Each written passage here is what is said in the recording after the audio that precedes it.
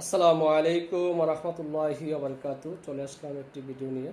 ভিডিওটা একটু লং হবে, একটু সবাই ধৈর্য সহকারে একটু শুনবেন। বাংলাদেশ প্রেক্ষাপটে সুপরিচিত একজন বাউল বক্তা আবুল সরকার, আমাদের সৃষ্টিকর্তা, আমাদের পালনকর্তা, যিনি আমাদেরকে সৃষ্টি করেছেন, সে আল্লাহ রাব্বুল আলামিনের নামে ব্যঙ্গাত্ম করে কথা বলেছেন। তার তীব্র প্রতিবাদ জানাচ্ছি।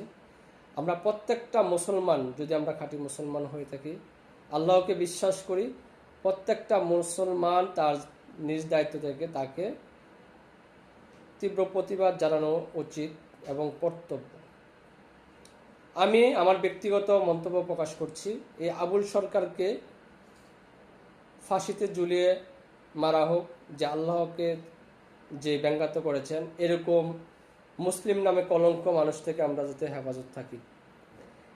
এই বাউল শিল্পীদের সাপোর্ট করতেছে একদল সুন্নিয়ত নামে কিছু নামদারি বক্তা, তাদের নামটি আমি উন্মোচন করছি। তার মধ্যে একজন আলাউদ্দিন জিহাদি, যে প্রত্যেকটা মাহফিলে বড় বড় কথা বলে সুন্নিয়ত সুন্নিয়ত সুন্নিয়ত।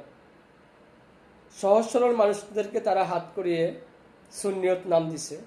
অথচ সুন্নিয়ত যদি হয়ে থাকে, তাহলে তাকে যে সৃষ্টি করছে সে রাব্বুল আলামিন, আল্লাহর নামে ব্যঙ্গাত্ম করে কথা বলছে, সে ওই বাউল বক্তার পক্ষ নিয়ে কথা বলতেছে এখন। তাহলে সে কিভাবে মুসলমান হয় আমার বুঝে আসে না। তার পাশাপাশি আরেকটা বাটপার আছে সাথে, গিয়াসউদ্দিন তাহিরি। এটি হলো বড় বাটপার। এটি সবই বাটপার, সব বাটপার। দেখেন না স্টেজে বসে হ্যাঁ হ্যাঁ, এটি কি জিকির?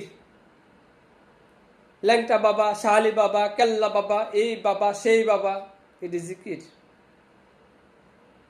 আল্লাহ এগুলোর থেকে আমাদেরকে হেফাজত করো। আল্লাহ এরকম মানুষের থেকে, এরকম বড় ইবলিশ শয়তানের থেকে আল্লাহ তুমি আমাদেরকে হেফাজত করো।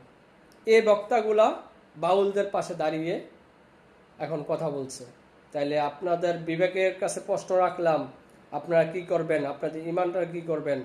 যে আল্লাহ আমাদেরকে সৃষ্টি করেছেন, সে আল্লাহকে ব্যঙ্গাত্ম করে কথা বলছে, ওই বাউল শিল্পীদের পক্ষে এরকম নামদারি হুজুররা তাদের পক্ষ নিয়ে কথা বলছে। কারণ সেও স্টেজে গান গায়, সে মাহফিলে গান গায়, সে হলো স্টেজে বড় মজলিসে গান গায় বাজনা যন্ত্র দিয়ে। তাদের মধ্যে এতটুকুই পার্থক্য। তাহলে তারা সবাই একই। তাহলে এইগুলি থেকে আমরা বিরত থাকবো। এবং আমার ভিডিওটা অবশ্যই আপনারা একটু শেয়ার করে দিবেন। সবাই ভালো থাকবেন, সুস্থ থাকবেন। আল্লাহ হাফিজ।